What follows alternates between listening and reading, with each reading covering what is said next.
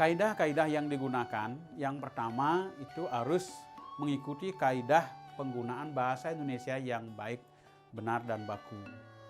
Yang kedua, dalam argumentasi harus ada alasan-alasan yang kuat dan tidak mengandung makna ganda. Yang ketiga, bahasa yang digunakan harus bersifat denotatif, bukan konotatif. Artinya bahasa yang makna sebenarnya, bukan makna kias. Hasil simpulan debat ada 3 bentuk.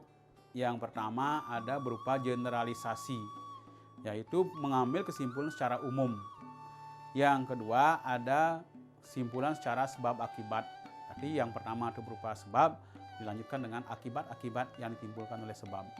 Yang terakhir analogi, bentuk analogi, mengambil bentuk yang sudah ada. Jadi itulah yang dapat Pak sampaikan pada kesempatan ini tentang mengidentifikasi debat. Dan akhir kata Pak tutup dengan Pramu Santi. Om Santi Santi Santi Om.